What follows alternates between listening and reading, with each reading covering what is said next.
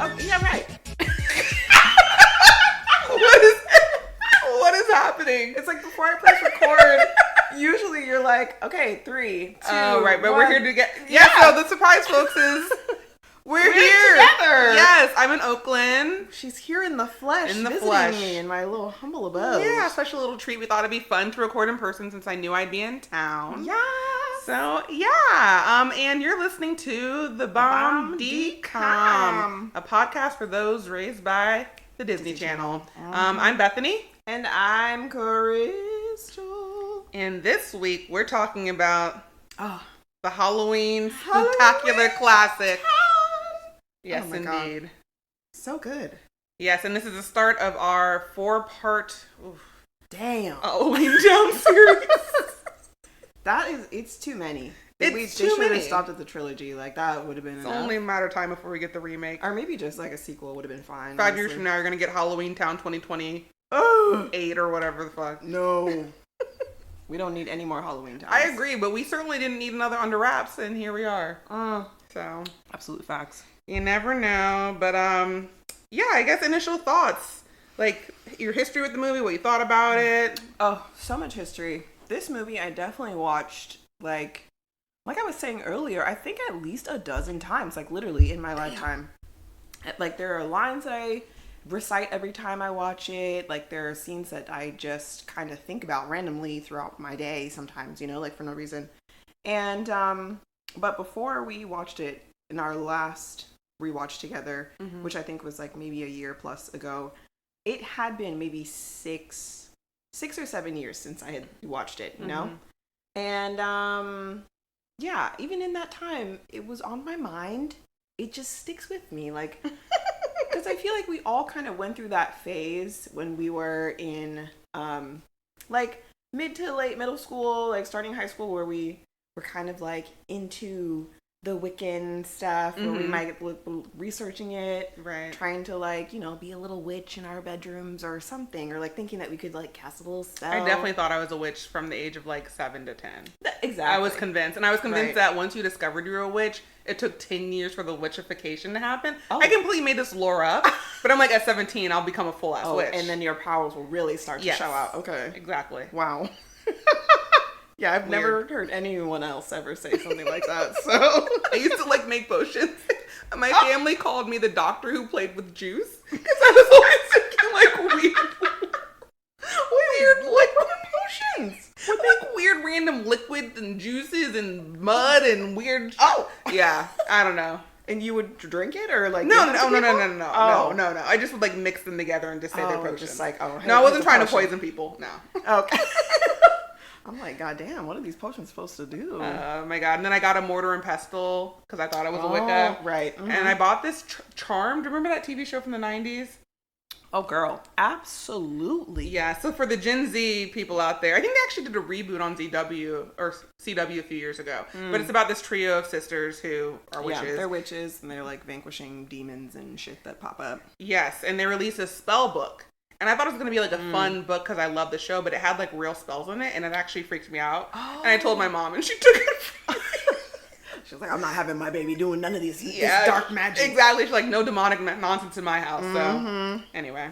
But yeah, I feel that. I think that's exactly why this movie hit because we have a main character who's like not too much older than we are, who is a witch, which is the dream. Right. You relate to her and you're just like, this is what I always wanted during those times. Like, I wanted someone to show up and be like, oh, it turns out you have powers. You're and special. Like, That's a dream. That's, Harry Potter, like Percy Jackson, like you're different. You're magical.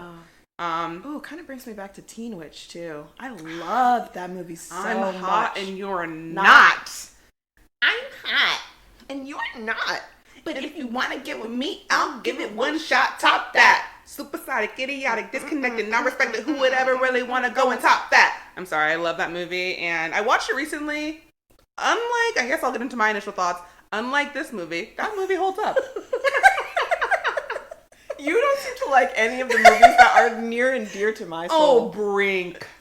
Okay, yes, Brink. After all these years. Oh, Brink.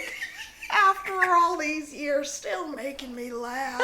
Oh, no, I loved Brink, and I really loved Wish Upon a Star, and I like Paper Brigade. Yeah. And I like Under Wraps. That's true. Yeah. Yeah, I like most I of guess them. you just, I don't know. You have a more discerning movie palette than I do. Okay, I'm like this easily movie- entertained. I mean, okay, I'm not saying I'm not entertained, but that does not mean it's a good movie. Facts. Like objectively. Yes, in It's this not. movie, we touched on this earlier. It makes the logic is not there. Yeah, there's hella plot holes. So many it's the meme of the white lady with the math in front of her face looking confused. That's me watching this movie. The math ain't mathin'. The math ain't mathin', but yeah, so anyway, but I love this movie growing up. Of course, it holds a place in my heart. I do connect with what we said about like dreaming of being magical growing up. But watching it now, I'm like, would I recommend anyone else watch this movie? No. Yeah, without the nostalgia, like it is the nostalgia for me. It is, yeah.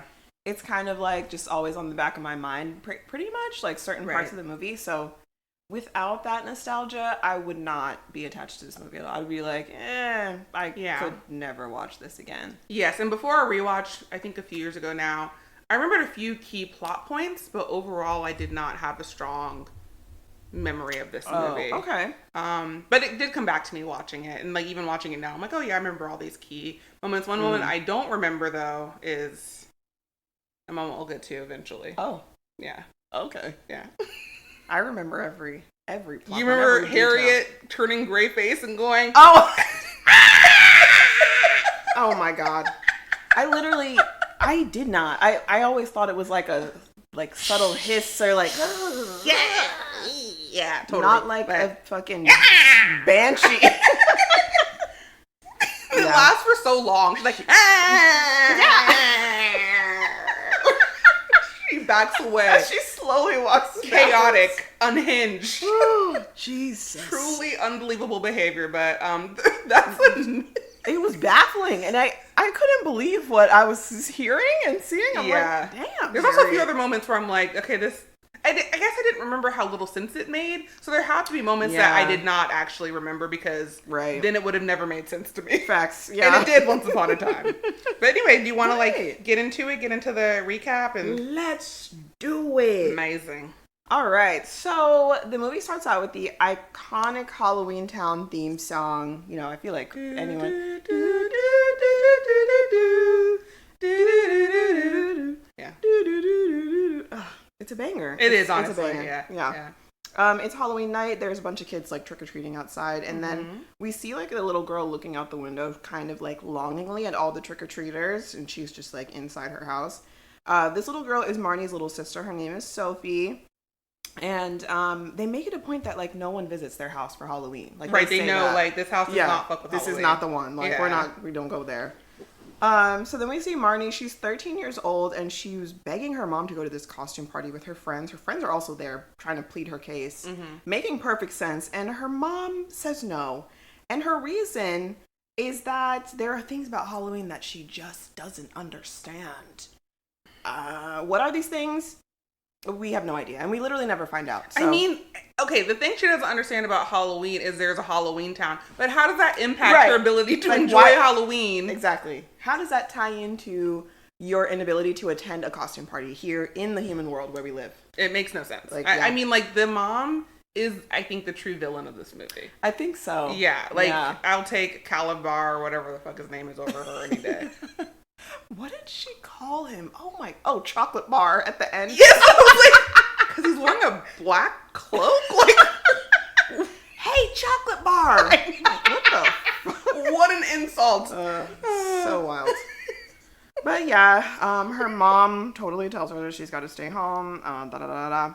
And here, Dylan is Marnie's younger brother, and I have a note that he mentions. Like, he's trying to he just always agrees with their mom. And he's very skeptical Who's of a magic. brown noser for their parent? Like, that's such a weird behavior. And I'm like, bro, this isn't your teacher. Like, we're not in school. Like, chill out. It's your mom. She's going to love you no matter what. She's going to love you either way. Yeah, ridiculous. Dylan literally is just, like, up her ass. And it's a little irritating. Yeah. But he mentions the razor blade in the apple thing. Right, and he calls it he mentions that it's an urban myth. It is, yeah. Oh my god, I always thought that was real. That's so funny because I literally told my mom that 2 days ago that it was an urban myth. Did she think it was real too? Yes. Oh my God. She was like, you know, because I was complaining about how she never like would go dress up with me on Halloween and how I wish she did. Mm-hmm. And she was saying, you know, Halloween was kind of ruined when I was a kid because they started putting razor blades in the apple. I'm like, myth, urban legend, didn't happen, lame excuse. Damn. And so, yeah. Yeah, and I'd never heard of anyone that had ever bitten into an apple and gotten a razor blade to the gums. I think it might happen to one person, but it's like things happen to one person all the time. It's not. It doesn't make it a thing. Yeah, so and that's probably a targeted attack as well. Like whoever that happened to, they were probably like, "I'm gonna get you, bitch." Yeah, there's I think a podcast episode of one of my favorite podcasts called "You Were Wrong About." Oh yeah, I believe they do an episode about the razor blade Halloween apples. urban legends. Okay.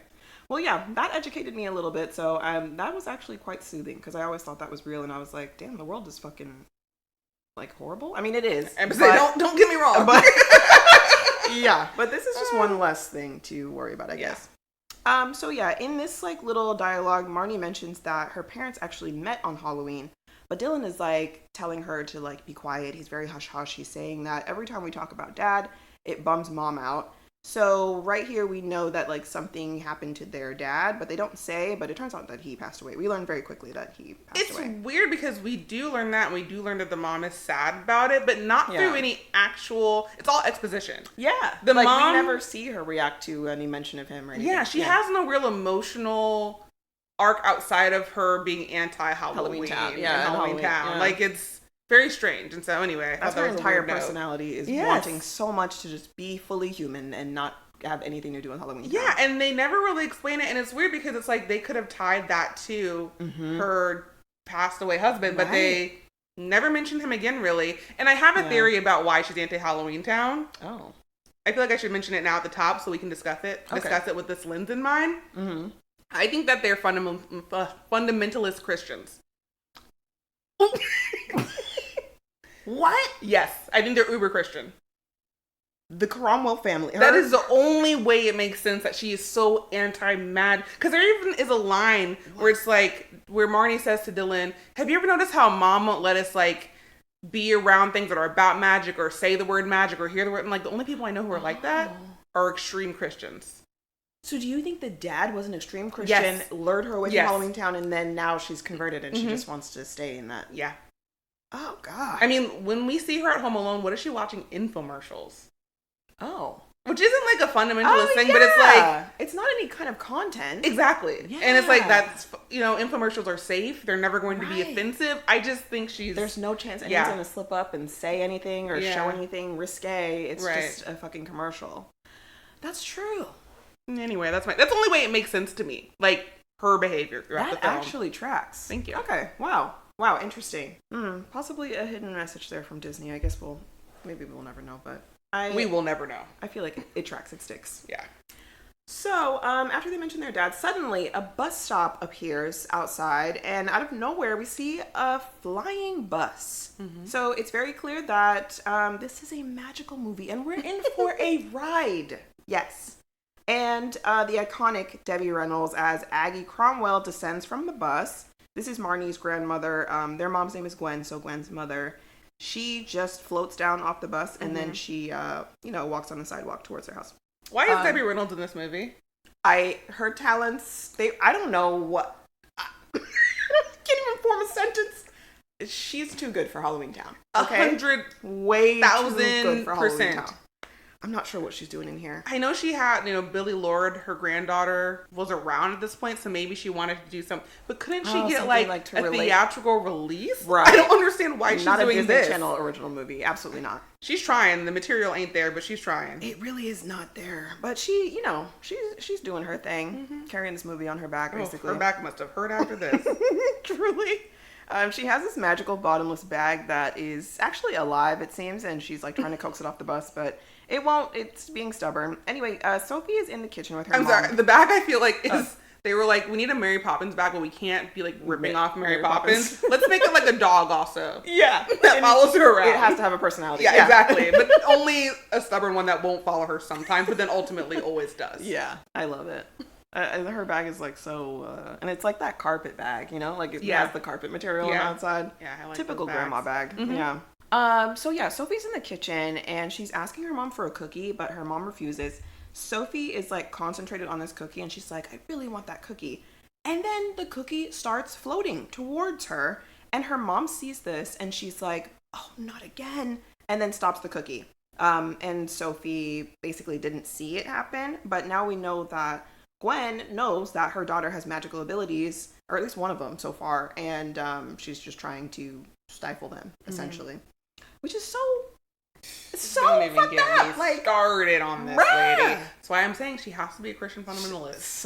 Something switched when she married their dad and moved to the human world, because, yeah, I could never. If my child showed any type of magical ability or something, I'd be like, you need to find an expert, someone to train you. Well, she is an expert. She could train them. She could. And I mean, like, if I married a warlock, right, and our kids were half magic, I'd be like, yes, like, I want them to know that side of their heritage. Mm-hmm. The dad obviously was not encouraging that. Yeah. And I'm like, either we're to believe she's a Christian fundamentalist or something traumatic happened to her in Halloweentown that we just never find out. We never find out. Right. Like, it's got to be some deep-seated trauma, or, yeah, she is literally a fundamentalist. Like, and we really don't see any reference of trauma, right, when she does end up in Halloweentown. Yeah. So I don't know. I'm not for that theory. Same. I mean, that really is not tracking, but the Christianity, that one is sticking. Yeah. Damn. Aggie comes to visit, and after the kids go to bed, like, they have a little hangout. You know, she brings a bunch of treats from her magical bottomless bag. But the kids go to bed, and Aggie is trying to urge Gwen to move back home to Halloweentown. And we don't really know, like, what that is yet or where it is, but it's assumed that it's in some other world since we saw the bus, like, appear out of fucking nowhere. I really was annoyed in this scene because Gwen tells Aggie over and over how not normal she is. Like, she says not normal like at least 6 times in this conversation. She like is horny for normality. You're not normal. Halloweentown is not normal. The people who live there are not normal. And I'm like, it's weird because like she's from there. It's her home. And it doesn't sound okay. The people of Halloweentown seem like a kind, good people. Right. I don't understand why she's so against them. If you're like raised in a super shitty environment with shitty people, I understand you getting away from that and being like, that shit was fucked up. That's not for me. They're evil. Like, okay, fuck that. But they seem delightful. I don't understand her motivations except I'm not gonna say it again, but anyway. Facts. They're just like a normal society of varying species of creatures and stuff, like, you know, monsters and might go beyond species. I don't even know what. I mean, there's pumpkin heads there. Yeah, and the pincushion lady. What I actually have a question about the pincushion lady. Okay. I wrote in my notes because is she a pincushion? Or just wearing a pincushion dress? Yes. Yeah, maybe. But she seems like she always is a pincushion. Yeah. The way she was moving too, and she just, I don't know, she just. So she just, her body's a pincushion. So she's naked from the waist. She's Donald Duck in it. She's one of the Pooh in it. Oh God. I mean, she could be. I'm going Calabar, either way. The mayor is like, you need to stop showing up to work nude. I've had enough of this. I filed complaints with HR a few times and nothing's going on. So I'm sorry, I'm gonna have to let you go. Just because you don't have genitalia doesn't mean it's okay. That was my first thought though. I'm like, damn, is this woman a pincushion? Yes, I'm like, is she nude? Yeah, I think she is. Okay, I'm gonna go with she's a naked pincushion woman. But she just looks so genetically ambiguous, or so like, what is there like a descriptive term for like genitals? Genitalia? Yeah, but like, what if I was gonna say like she seems to have ambiguous genitalia? Yeah, she seems to be genitalially ambiguous. Oh, like genitalia, like lacking genitalia, like that sort of genitalially. I don't know if that word exists. That's definitely not a word. Let's call her a Barbie doll. She's Barbie doll, right? She's Barbie doll in it. Yeah. So pincushion lady. Yeah, I don't know. I would love her though. She's so weird and so strange and like, yeah, she brings in some weird energy and I dig it. I love her. So yeah, Gwen is very adamant that she does not want her kids to know anything about Halloweentown. Aggie immediately tells the kids about Halloweentown after this conversation, but it's under the guise of like a bedtime story.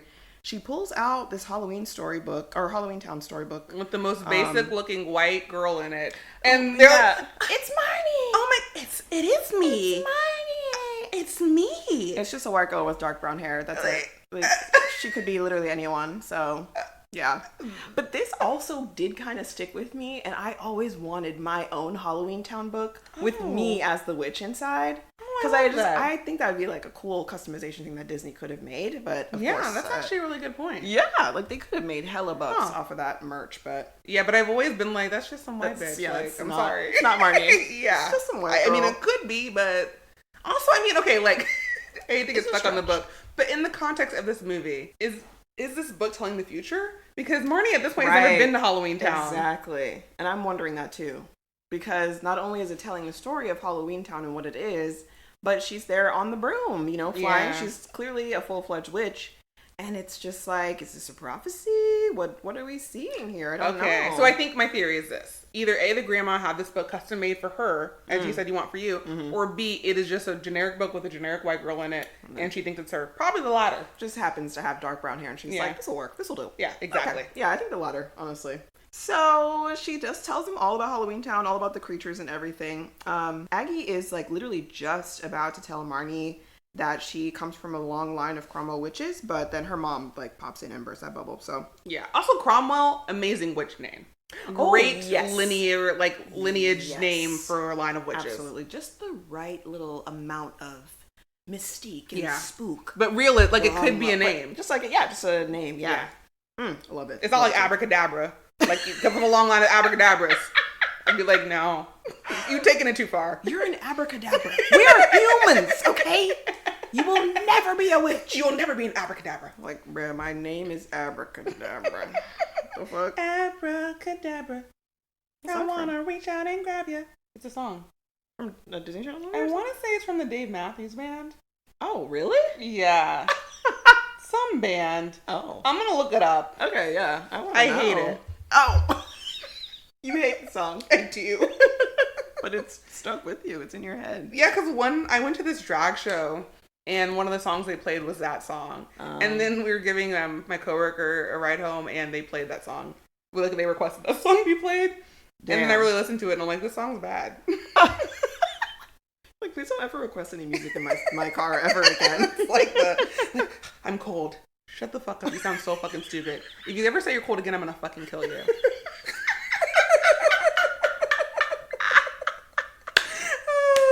Oh my god. Okay, it's from the Steve Miller Band, which Dave Matthews Band. Dave Matthews, yeah. Same diff. Yeah, basically to me. the same thing, yeah, literally.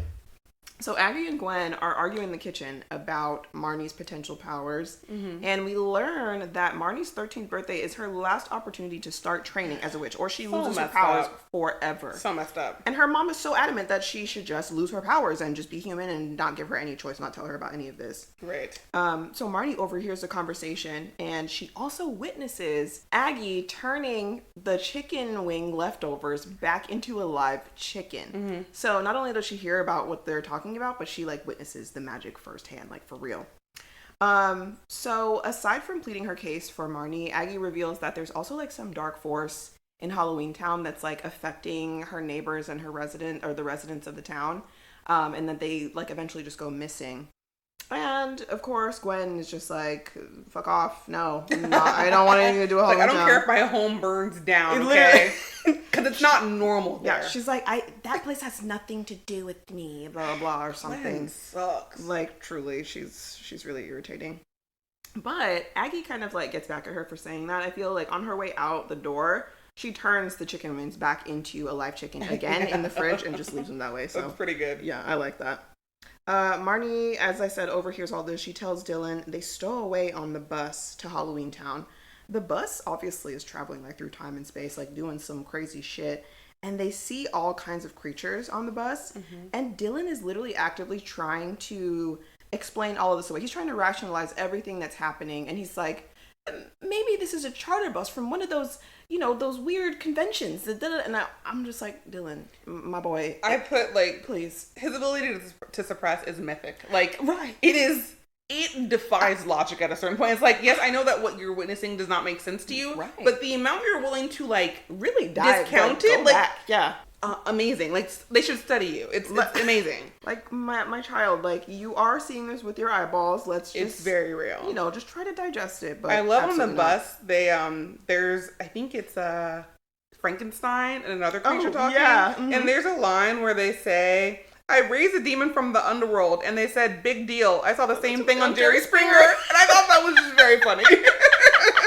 And that's like such an adult reference, because like, what kids are watching Jerry Springer, you know? Did you not watch Jerry Springer as a kid? No. Oh, I feel like my parents didn't let me do that. They didn't let me watch Jerry Springer. Oh, all my friends, we watched Jerry Springer.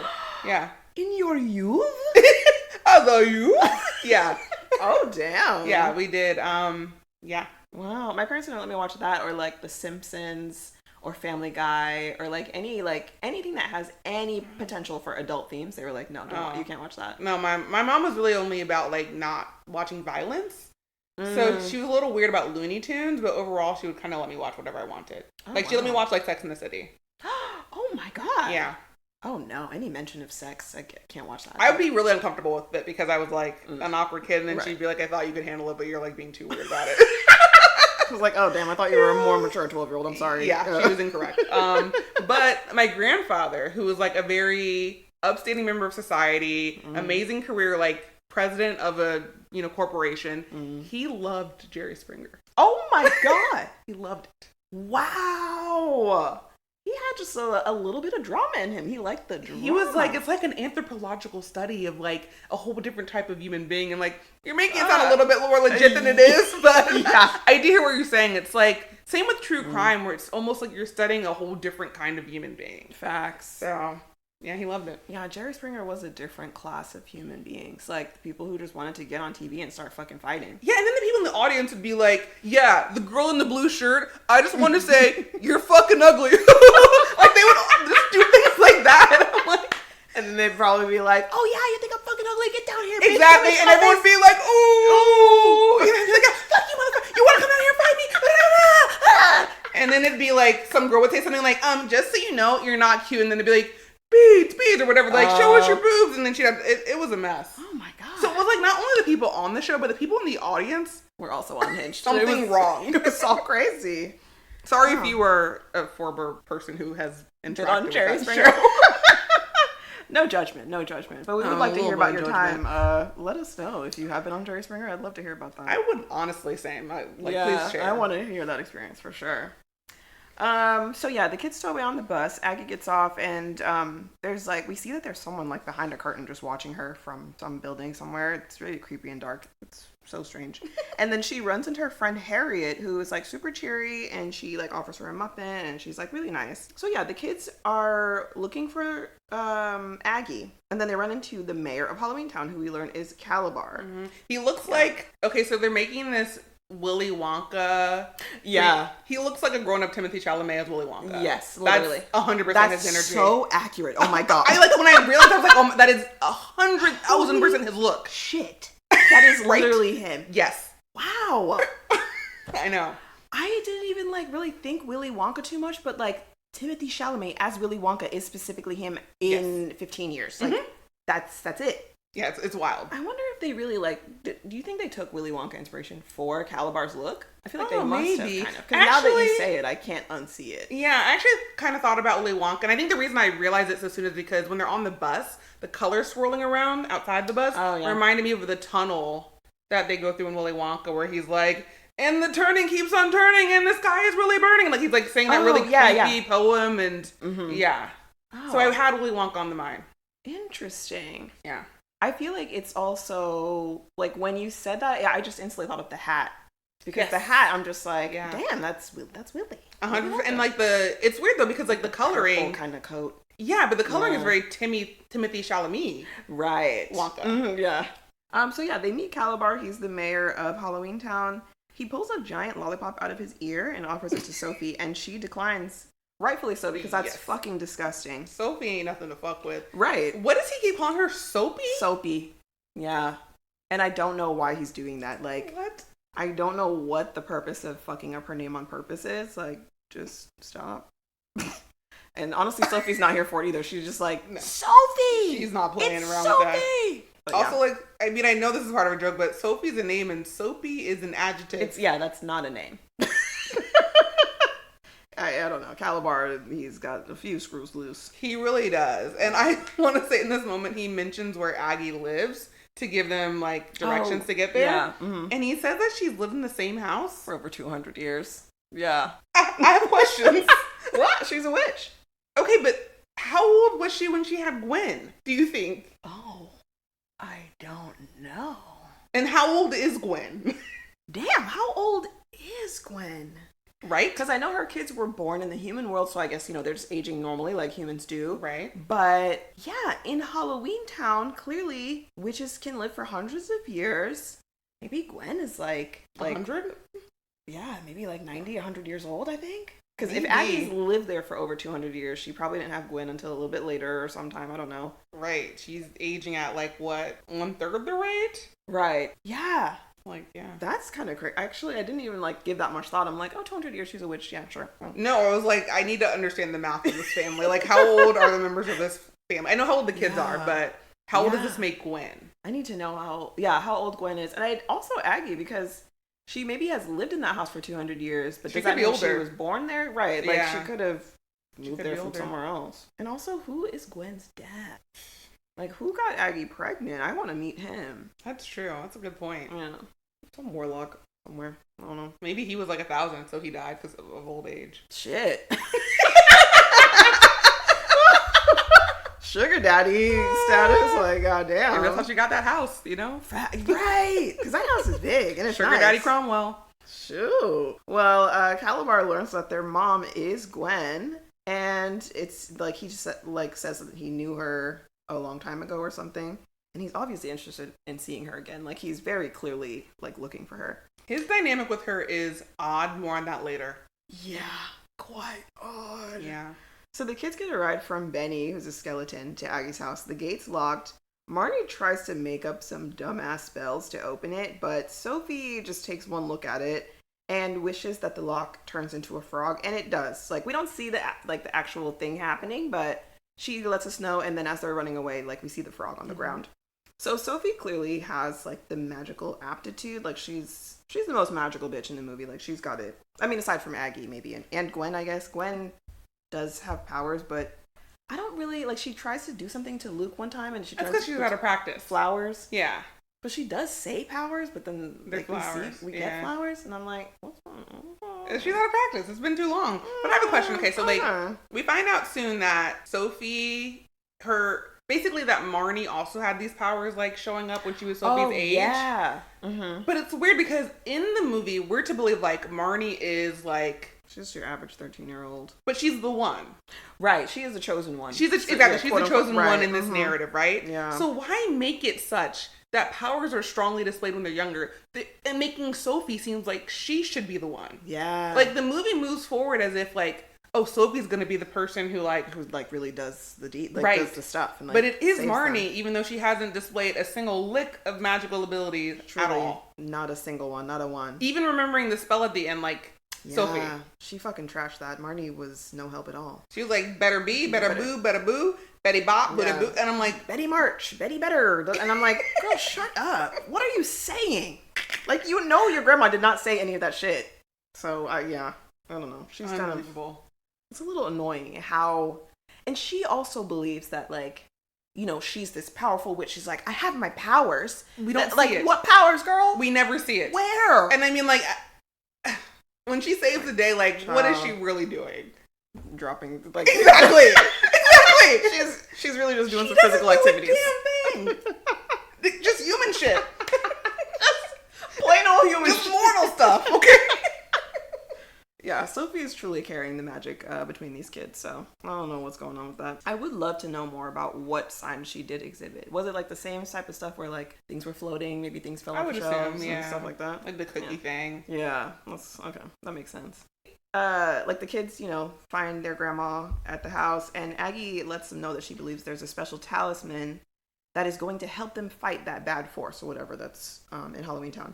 So she fills it up with witch's brew, and then she sprinkles some fucking glitter on it while saying a spell, and it's a bust. Like, it doesn't It's actually... Insta, right? It's Yeah, she used like Instant instant witch's witch's brew. brew. Yeah. Which, like, okay. I do love that she has a microwave where like they're bubble, double toil, trouble. Yeah. Oh my god, that was so cute. Like a witch's microwave. I love that. So they go into town Wait, sorry. To get new ingredients. Is this when she sees she sees the villain in the pot? Oh yeah, the witch's glass. Yes. Yeah, she, like, she shows it. Mm-hmm. Yeah, and then, she like, shows it to them. As an adult, I'm like, that's Calabar. That laugh instantly, that's Calabar. I definitely did not put that together like my first time watching it. Probably not for me too. I think, yeah, it's pretty easy to tell that it's Calabar. Because he is just wearing, like, he's got some special effects makeup on, but, like, it also sounds like him, and yes. it is his face, yeah. I don't understand why he looks like that. Yeah, like, what is this other form that he's taking? Like, I don't get it. And, like, I know he needs to try to disguise his voice when he's talking because we can't know it's him. Calabar, right. But the way he delivers lines, hilarious. I mean... iconic. Like, give this man an Oscar. Like, when he's in the theater, he's like, they will bend to my will. Yeah, it's like, Aggie, you fool! You could never overpower me. Not statues, they're frozen. I'm like, no, bruh. you foolish witch! And then to Luke, would you shut up? The line delivery is a 10 out of 10 for me. I love it. Truly. Luke is over there giving his little commentary. 2 by 2 and 3 by 3. It's like, Luke, sit down. Shut the fuck up, bro. Come on. Oh my god. Okay, but they go into town. Yes. Yeah, so they decide to make new witch's brew from scratch instead of the instant. They go into town for the ingredients. And this is where Aggie kind of tells the kids about the history of the separation of the worlds between the human world and Halloweentown. Basically, everybody used to live together in harmony at one point, but humans were scared of these creatures, you know, as humans can be, scared of new things. I understand that humans definitely were like that. I know that. Yeah. But it's weird that we, like, lived okay for a while, then one day we woke up and we're like, yeah, no more. Exactly. I'm scared now. I'm wondering what happened. It doesn't make any sense. It makes no sense. Because she specifically says that we used to live in harmony. Yes. And I'm like, okay. And then what happened? I feel like there's always, like, that catalyst to a war where someone, maybe even accidentally, someone's son maybe accidentally kills someone's daughter. It's a vengeance thing, and then now we all fucking hate each other. I mean, I don't want to get too heavy on the show, and I certainly don't want to, like, compare this trivial kids movie to, like, a real tragedy. Right. Maybe it was, like, a Hitler type situation where there was someone who, like, wanted to blame the issues of humanity, and the scapegoats were the citizens of Halloweentown. I could absolutely see that. Like, things were fine for generations until this person came into adulthood. Yes, and there's always people who kind of felt like a prejudice, and now they really could, like, even we saw with Trump a little bit, where people felt more vocal with their, you know, their racism and shit. Yeah. Yeah. Honestly, that tracks. You are really breaking this down. This movie, like, you are cracking the code. Wherever there is a hole or, like, something that doesn't make sense, you're like, grab my talk. I have a theory. Yeah. I love it. I love it. So yeah, they end up making their new world, and so Halloweentown is born. Around this time, their mom realizes back home that they're missing, so she's on her way. In town, Aggie encounters Harriet again. And this is it. She bumps into Harriet on the street. And this is where we see Harriet, who, as you may recall, was cheery, offering her muffins before. Like, muffins, dearie. Made it for the homeless or the headless people. Didn't realize they had no heads and couldn't eat them. They had no heads. Like, she's being very friendly and British. Yeah. And all of a sudden, she's like, she's not like that. She's like,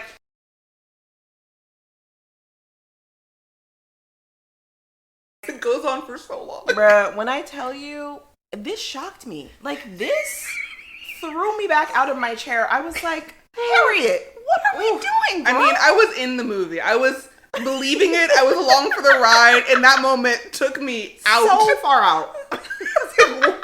Wait a second.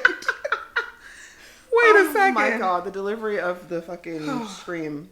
Oh my god, that crazy. woman's a genius. She's like, this is my moment, okay? Right. She's like, I'm gonna give it to you. I'm going to act. And she just fucking lays it all out there. But it's obvious that some shit has taken a hold of Harriet. She is not the same woman that we met earlier. She's not alright. Absolutely unhinged. Shit was crazy. I wrote, it's tragic what happened to Harriet, but it's also hilarious.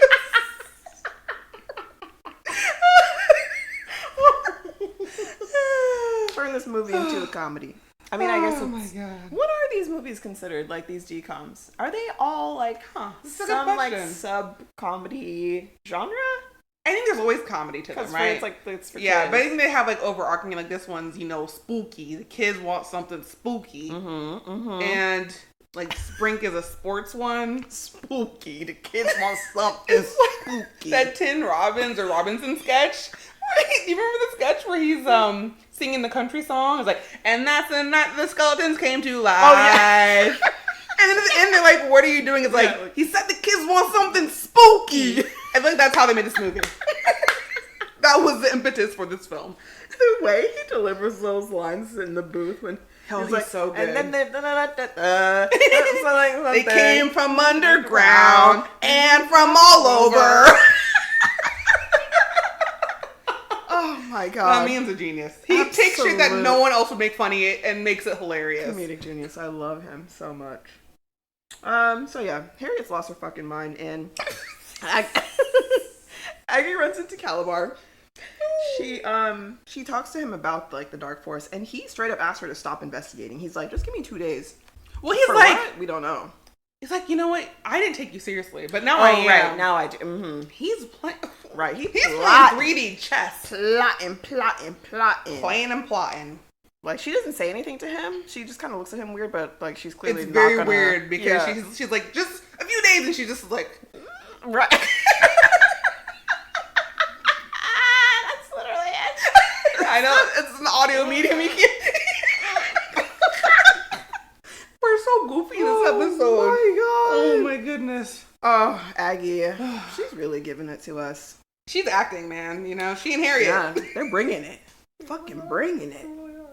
So, Marnie found, like, the flying broom store, and, like, they're hella high-tech. The salesman, it reminds me of, like, an Elvis impersonator. He's, like, an Elvis personality. I like him. Yeah, I love the way he talks. He's like, well, little missy, looks like you got your eye on the Windsweeper 5000. That's exactly it. He's like, wow, that kid turned out to be a real weenie.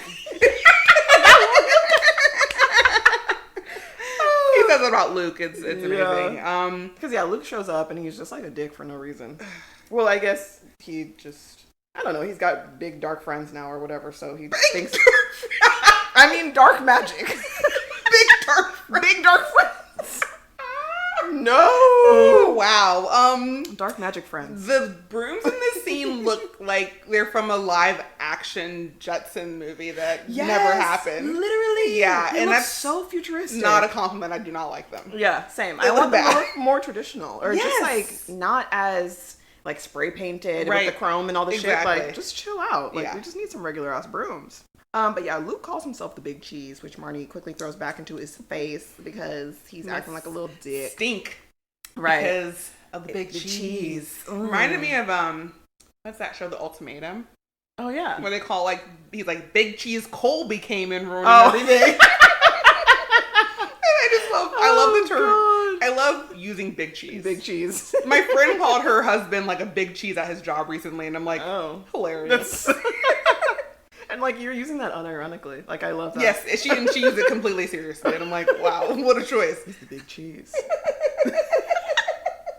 You're right. That can't not be funny. Oh, my God. Exactly. So, I feel like Aggie has hella deep pockets. Like, she's got bands on bands on bands because that broom Rich left her everything, literally. Because Marnie apparently picks up, like, the top of the line broom, and Aggie is just like, yeah, let's get it. Don't wrap it up. Let's fly it out of here. Yes. And now we're at the iconic scene. Aggie and Marnie are on the broom.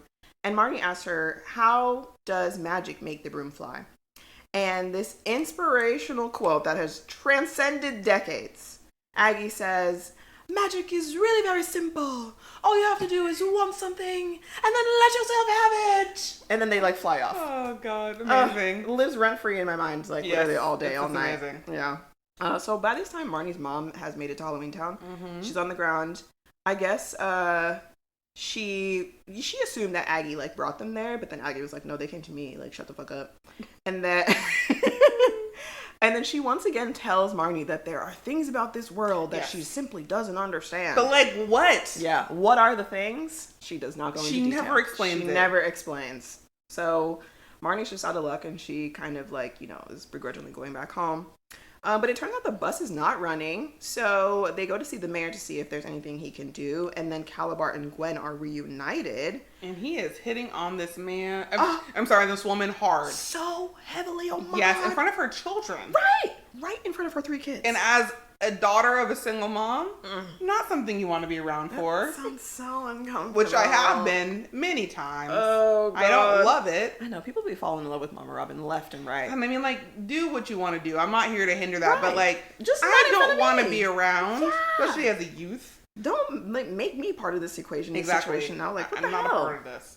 Yeah. But when so uncomfortable. they come over, he has like a bat that like pops up out of a box and like, you have company or something like that. Yeah, on his like, desk. Yeah. What the fuck is that? Why is that a thing? That's like his little secretary, his backretary. I feel like someone saw the Flintstones movie. Like, we need like some weird animatronic animal that functions as like a doorbell. Yeah, I hate it.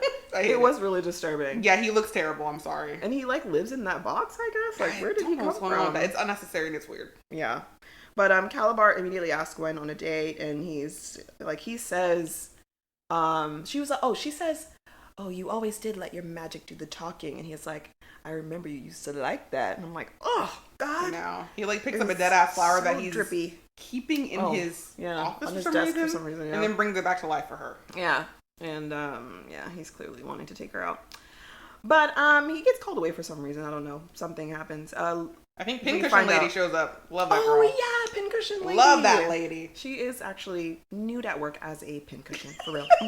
We've decided. So Luke and Aggie, accost each other on the street outside, and he like convinces her to go and visit the Dark Force, like whoever it is. Right.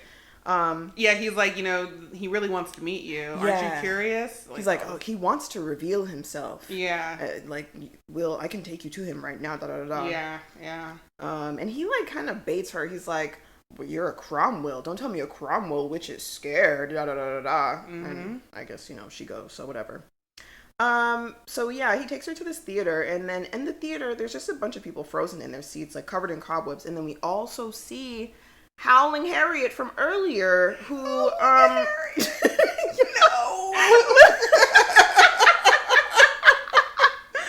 oh, that's her nickname. I'm just going to call her that from now on. But yeah, we see her in there frozen as well. So the Shadow Man, the Dark Force, whatever whoever he is, he appears. He comes out like,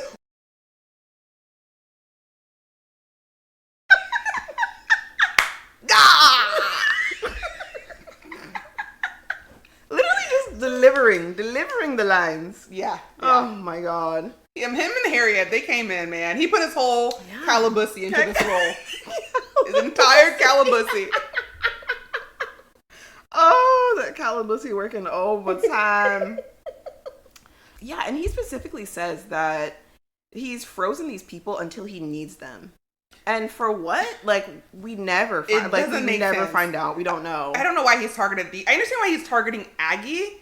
Right. Like, no one else doesn't make sense. Yeah, the random citizens of Halloweentown, like, they're supposed to be part of his army or something. Like, I don't understand. It doesn't.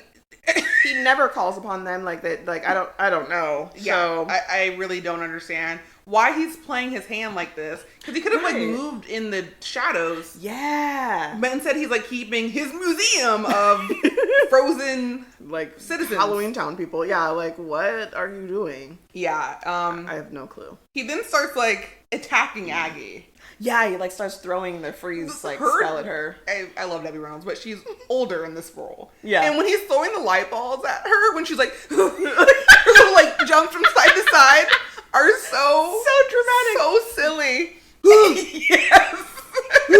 Yes. Oh my girl. It's so silly, and then we see. Oh my God. We see him throw a light ball that she dodges and it hits another citizen who's like in the audience. Yeah. He fucking goes flying. That sent that man into the abyss. He goes spiraling into the screen. Like, what the fuck? We don't know what happened to that man. How did that shit spiral him backwards out of his seat into the direction of the screen? It makes no sense. I keep repeating myself because so much of this makes no sense. But literally none. What is happening in that None whatsoever. I don't know. But it made me laugh. It was pretty hilarious how she was literally like putting her all into those dodges. Oh my god. But it's around now that Gwen and the kids show up, and Gwen and Aggie get frozen in the kerfuffle of whatever's going on here. Mm-hmm. Luke is shocked by this. He thought that the dude, the Dark Force, whatever, was just going to try to get the talisman and leave them alone. But obviously he's like, fuck that. I'm going to freeze these bitches. So he does. Yeah. Well, that's when we get our indication that Luke... We also find out earlier that they mentioned that he had like some plastic surgery done. Oh, yeah. By a powerful Dark Force or something. He was like, because he had a nose job and some warts removed. Exactly. Yeah. But we get our indication that he's not inherently evil. He's just kind of like a selfish kid. Yeah. You know. Got influenced by this evil man or whatever. Yeah. Aggie is like in the process of being frozen, and she's telling Marnie to go. Don't you do it.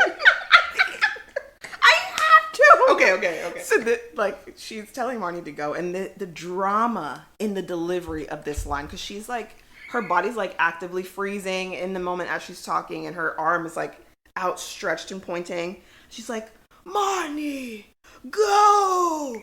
It's just an evil spell that freezes us. Go! Like, when I tell you the drama. Oh, she gets so much out while she's being frozen. Right. And then, like, Gwen apparently was just instantly froze. I guess. Yes, like everyone else. Magic is weaker. I don't know. I don't know, but it's very strange, and like, she doesn't try to make it quick. She's not like, no, it's just spell that freezes us. Sorry, Marnie, go. Right. She's like, Marnie, go. Oh my god. Oh my god, Aggie, my girl Aggie. That line was just iconic. Like, I will never forget that from this point forward. So the kids now need to find those ingredients that they were shopping for before all this shit happened to make the witch's brew from scratch. It turns out they need the hair of a werewolf, who is a hairdresser, and they also need the sweat of a ghost and the vampire's fang. This scene where they get the werewolf hair... I mean, the whole segment is fucked up. Yeah, honestly, all of it. Yeah. These kids are just running rampant, like terrorizing. I mean, aside from the vampire, that one was kind of harmless, but with the werewolf is a hairdresser, and they need to get his hair, so Marnie's like trying to distract him, and Dylan... on the shelf sees a pair of scissors next to a pair of clippers. Instead of grabbing the scissors and maybe discreetly trying to snip some hair away. That's exactly what I thought. I'm like, why would you not use a pair of scissors? Yes. To snip an unnoticeable amount. Just a little, yeah. No, he grabs the clippers and runs that shit on this werewolf's head. Leaves him a huge fucking bald spot. Yeah. Like, it's messed up. And this werewolf is doing like a weird kind of pseudo Austin Powers thing. Yeah. And he like looks at himself in the mirror. Mind you, he's been shaved in the back. Yeah. He's like, oh, I can make this work. This look really work for me. Yeah, baby. Yeah. Yeah. And it's weird because his front has not changed. Yeah, he can't see the bald spot in the mirror. Like, yeah. What are you talking about? But you know what? He's embracing change, and I respect that. Yeah, honestly, he's a positive king, which is great. And then for the ghost, they go to a gym that has a sauna, and then they go and find a ghost who is steaming. In the sweat box. In the sweat box, yeah. And they turn that shit all the way up. Like, Marnie cranks that shit up to, like, the hottest setting. And they get the sweat, while Sophie is, like, antagonizing him by pretending to be a ghost. She is making fun of his kind, his people. Literally. And it's messed up. Yeah, he's like, I don't appreciate these stereotypes, kid. Go find your mom. Yeah, like, and, what's his name? Dylan is trying to do, like, fun facts. Yeah. But Sophie's like, this ain't working. Yeah, truly. Literally, like, puts a towel over her head and, like, starts running around. Not okay. And what the fuck did Dylan say? He said something that was crazy. He was like, did you know that sea monkeys are shrimp? Sea monkeys are shrimp. Yeah. I didn't know that, but I never thought about it. And I've never had that thought before in my life. Yeah, I always thought sea monkeys were their own thing. Oh, it kind of makes sense. I don't know. He said, I was like, yeah, that tracks. I gotta look that up later, do some research, because that shit shook me. I was like, excuse me? But anyway, they get the sweat that drips off of his nose, and then they fucking leave him in there. With the shit turned all the way up. So. And then he gets out, and like, we just saw him, and he is still a full-faced man. Yeah. He's a big man. Mm-hmm. And he gets out of the sweat box, and he's instantly super skinny. Yeah, he's like so skinny, and his voice goes up like he just like inhaled helium or something. Yeah. It's so odd. It doesn't make any sense. It's like terrible. So I keep saying it, but it literally it's a recurring theme in this movie. Sense. But these kids are awful. Like, they're just being awful trying to get these ingredients. But I guess I'll chalk it up to the stress of their family being frozen. But yeah, whatever. And they're children, and children are terrible. They are children indeed. So they get the ingredients, and they fill up. They make the witch's brew. They fill up the talisman. Marnie cannot for the life of her remember the spell that their grandma said earlier, and she's saying all kinds of stupid shit like Betty March, better get better get there before we get there. Like, she's just saying some stupid shit. But Sophie, our little magical princess, she remembers the spell, and they get that talisman lit. So they figure out that the talisman needs to go inside that huge jack-o'-lantern that's in the middle of Halloweentown. And a dark cloud just appears out of the sky as they're on their way. And then, the Shadow Man or whatever. Why do I keep wanting to call him Shadow Man? He kind of is a Shadow Man. Yeah, you think so? Okay, I'm on board with that. Yeah, like the Shadow Man from the theater, the evil guy. And previously, when they were leaving that theater, as Aggie was so very, passionately delivering those lines, she opens the theater door, Marnie opens the door, and the Shadow Man is all like, ah, like the sunlight, oh yeah, I was going to say that. Yeah, like when they leave the theater, and Marnie even says oh, the light hurt him. Yeah, the light hurts him. Yeah. Mm-hmm. But okay, we know. Yes, here. Yeah, where he's they're on their way to put the talisman in the jack-o'-lantern, right? And he shows up in the broad fucking daylight, no problem. Like, he's outside. Furthermore, we know he is Calabar at a certain point. Yeah, and we see Calabar exclusively in the daylight. Yeah.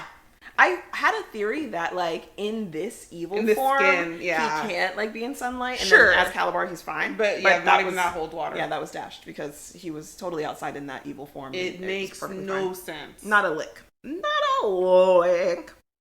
But, the dark cloud appears. He shows up. And then, he transforms back into his, human-looking Also, why Calabar. does he look like that? Yeah, what is the point of the other form? I don't get it. Maybe, okay, I'm sorry, it's coming together. Right, yeah, okay. Okay, so I think it's the evilness, right? Okay. I think it's just when he basically turns the citizens of Halloweentown evil, they get gray face. I think he's an extreme version of that. Oh, and it's deep-seated into his soul, so yes. It really disfigures him. It's if you watch the new Doctor Strange, and if you read what's it called, the Hold Bar, something the evil book. Their fingertips start to turn black, and then he gets that third eye. Yes, and it's a physical manifestation of him crossing those boundaries. Yeah. So I think maybe that's what's going on. It's weird though that he has the option to turn switch back, but maybe he can just glamorize himself to look normal. And is that just a spell? The ugliness is his true form. Oh, that makes that's sense. it. That's it. My God. I'm gonna be a consult. For decomps, I do. Yes, mega holes. I need to be I clarified. can fill those plot holes. Yes, that's it. That's fucking it right there. Thank you. So it turns out that his evil plan is to reclaim the mortal world that he believes is rightfully theirs.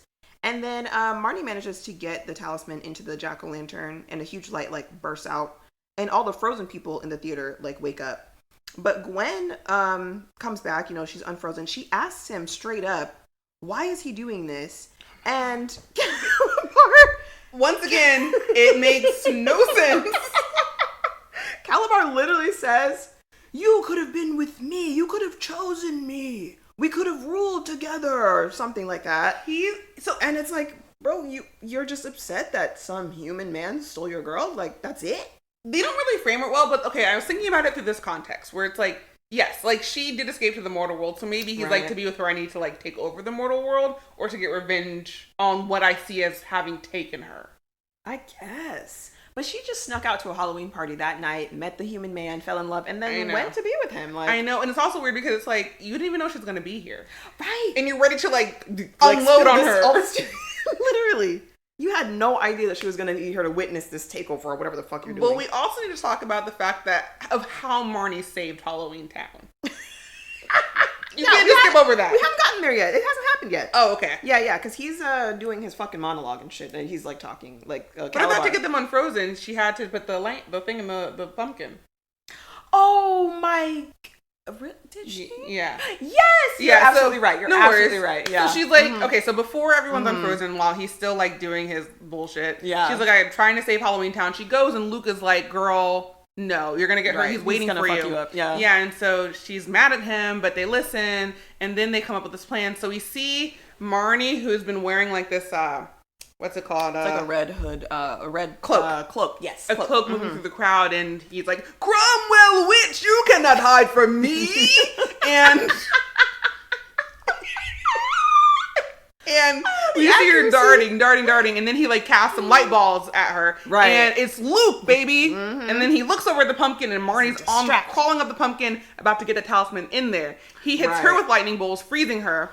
And when she gets there and she's like frozen, we hear like in the background all these like moments like, I'm just normal. The voices. You're a Cromwell witch. Like all these different moments that have happened in the film.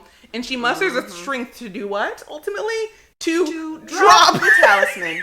She musters the strength to drop the talisman. So that is how Marnie saves Halloweentown. She just drops a glowing stick into the jack-o'-lantern. Unbelievable. Unbelievable. All that magic she thought she had, all her powers, whatever, have not manifested in any way. Nada. She's just doing regular ass human shit. And then she does that, and then it doesn't fucking matter because Calabar's like, you thought that shit could stop me, bitch? Oh, you thought. Okay.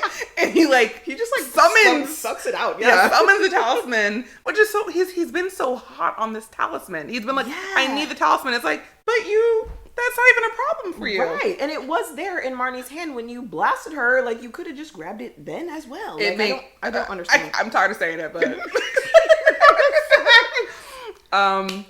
so that happens, and then he summons it, so now he's monologuing like... Yeah, like, oh, you thought you could stop I'm the baddest, me, yeah. blah, blah, blah. So at this point, like, he's got the talisman in hand, but all the Cromwells are now gathered, and then we find out that Dylan shows, like, a little bit of magical abilities. I mean, he's like not magic.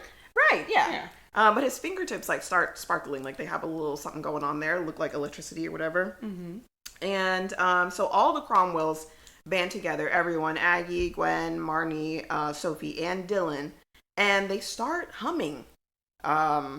I mean, there's no spell. They're not chanting anything. They're literally just humming together. And they just thought of what they wanted and let themselves have it. Facts. They're just thinking about defeating Calabar, I guess. Explode that man into a giant ball of light. Yeah! That's literally what happens. Like, they all get together, and then the talisman, like, bursts into, like, this big beam of light, and then Calabar just disintegrates. He disappears. Like, his cloak just falls, and there's nothing there. So yeah, they've defeated Calabar. Hallelujah. We see Luke again, and now that Calabar's, like, changes to his face or whatever are gone, he's, like, some kind of troll or something. I really don't know. He just has, like, a wrinkly face and, like, a giant nose. So he looks kind of trollish. I don't know. I think it's kind of cute, though. I don't know. I think he's an adorable little troll. Yeah, I think he's I'm not anti. Same. And then, as I mentioned earlier, we have the corny scene where he talks about, he's like, I wasn't even under a spell or nothing. I just wanted to be handsome. And what sucks about that is even when I was handsome, I didn't have a chance with you, Marnie. It's like, bro, when did you want to date her? Yeah, how long have you known each other? They've said literally 4 words to each other the entire movie. Yeah. So I don't really know. I don't know when those feelings develop. And it's awkward because he's like, I never had a chance to take you on a date. And she's like, a date? But she's never like, I'm going on a date with you. She's like, Right. Okay. She's like very awkwardly like, that's nice. I'll give you a kiss on the cheek. Thanks for your help. Aren't you sweet? So at this time, Gwen says that Aggie should come live with them in their human world. I honestly don't know why. I know that she can only visit them once a year on Halloween. But it doesn't seem like she has any interest in being in the human world. This makes no sense as a resolution. Like, if anything, we need to figure out a way for you and your children to visit Halloweentown more regularly. Like, not bring Aggie away from Halloweentown. As Aggie, I would not want to leave Halloween. I'm like, no, I'm staying here. I've lived here for 200 years. Yeah, literally. I'm not moving. And this place is fucking banging, girl. Like, what are you talking about? Like, I'd rather live here with the magic than... I got my girl Harriet. Howlin' Harriet, as we call her right. now. Howlin' Harriet is back to her cheery self making some muffins. Like, okay. Like, things are good. Yeah. But after all this, Dylan is still skeptical. He thinks that the sparkling in his fingertips is static electricity. Yeah, he's a lost cause. Really Dylan is like the wettest blanket that ever lived, ever existed. Okay, like if this was my son, I'd be so disappointed. I'm like, go have fun, find joy, please, be a child, do something, maybe break the law, even just stop this nonsense. Break the law. But yeah, they all hop on the bus. Aggie, I guess agrees to go to the human world for whatever reason. She seems happy about it. She does. It doesn't make sense. It's an absolute mistake, but whatever. You do you. Absolute mistake. Yeah. They get back on that bus, and then they all head to the mortal world together as a happy family. And like heroes of Halloweentown because they saved everyone, and that's our movie. That is it. I will say, iconic, absolutely in its placement in my nostalgic mind, in my nostalgia personally, but not a good movie. Not great. It's bad. Just flat out. To quote Calabar, "No, you foolish witch!" This movie's bad. Oh my god. We gotta rank this. Oh, we do. Okay, Yeah. let's take a look at the ranking. Yes, I have see. it. Oh, perfect. Somewhere here. Oh, I have it. Here we go. Okay, yeah. So, Brink is in the number 1 spot, where Brink shall stay for quite some This time. is number 1, baby. Stop We're it. doing Brink. Stop it! Can you imagine? There's no way. I feel like, okay, for me, I think this should be below. Under the Paper Brigade? Yes. Yes. Under Paper Brigade, above. Under Wraps 2021. Yes, 100%. Apps. We're in sync. Yeah, baby. we're in sync. So just as sync. a reminder, you can go to our website and see the current ranking. This is the eighth film Yes. on our watch list. So we have all 8 up there to see our definitive ranking of DComs. And strap that ass in, baby, because we got 3 more weeks of Halloweentown shit coming. I'm not looking forward to it. Honestly, after this, I'm not either, because I really only have a place in my heart for the first Halloweentown. Yes. And Halloweentown 2 and Halloweentown High, like, fine, they're fine. But I don't need to watch those again in my mind. No, I really don't need to. After this one, I'm like, there's no cushion for those. There's a possibility that while we don't have the same level of nostalgia, maybe they're better films. I hope so. I hope they at least make sense. They can't be worse. That's facts. Unless they make them about property law. But I don't think they're going to do that. Witches and property law. Oh, God. Yeah, any like other thoughts, moments, or Not really. Honestly, just, tribute to Debbie Reynolds. Rest in peace, our lovely soul. You really delivered in this movie, but so many other places, so much more. But yes, we're grateful for you. we're grateful for you, and as always, go! This is just a spell that freezes us! Go! Iconic. What about you? Do you have any other closing thoughts? Any other? Nope, that was mine. That was it. That message was to you, listener. Go! That was for you. Yeah, that was it. Yeah. All right, sweetness. Well, I guess join us back for Halloweentown 2. I'm not looking. We want you to listen. Like, we're gonna make it fun. We're gonna make it spooky. We all. The kids want spooky. They want something spooky. But yeah, it'll be a good always time. do. I mean, what did we watched like a movie that was pretty. Oh, Susie Q was like for sure like the worst one so far, or maybe Under Wraps 2. Under Wraps 2 by far. Oh, that's there that's is the a lowest one. DDR knockoff mummy competition dance scene, and that's unforgivable in my book. The one that had like literally 50 squares per person, and it made no sense. And that still made more sense than mummies being agile, flexible dancers, and also like these juggling and like magical, like I don't know, like these like circus entertainers basically when they were at the little stands doing the popcorn, throwing that shit everywhere. Yes, I mean they obviously cast dancers in these roles and wanted them to do their thing, and it's just like, but why? They're mummies. Give me a lumbering, oversized, 6'7" lumbering man. Yes, a galoot from the first Under Wraps. That's what we that need. moves stiffly and oddly. Like that's what I want. 3,000-year-old mummy should. Exactly. Yeah. But they should not be more fluid on the dance floor than yours truly. And I'm hella fluid. Facts. Absolutely. Got them moves. But yeah, either way, it doesn't even matter how bad the movie is, because I mean, we're gonna make it fun. We're gonna do You Lucky Dog as a Patreon episode or whatever. If we get how many followers? I think we said 50 million. Was it 500? Yeah, I think it was 500. Okay. Yeah. If it wasn't, it now is. It was. 500 Patreon followers. It's gonna take years, so I can take that time to mentally build myself up to. Yeah, because that is the absolute worst Disney Channel movie movie period. Like, talk about does not make sense. None. Yeah. At all. Honestly, like, is that even motivation for you to want to be a Patreon member? Like, no, I feel like because it is so bad, we will be shit talking at a be more hilarious level. Yeah. Yeah, and like, you don't have to watch the movie, just listen to us. Facts. And you know what? Listen to us next week.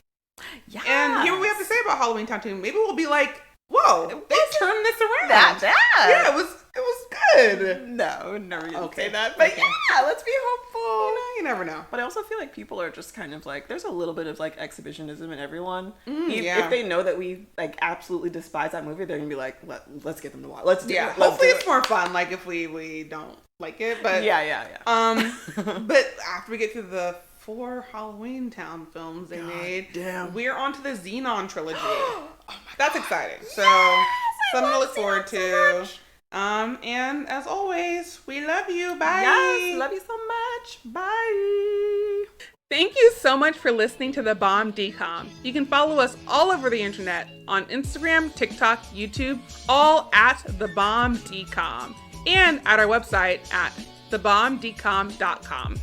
You can also email us at thebombdecom@gmail.com. We release new episodes every Wednesday, so you better find your ass back here next week. This show was created, produced, and hosted by us, Bethany Birdhill and Crystal Innes, and edited by me, Crystal. Our theme music credit also goes to DJ Quads. Thank you, DJ Quads, for the excellent music. You can find them on YouTube. And we will see you next time, baby.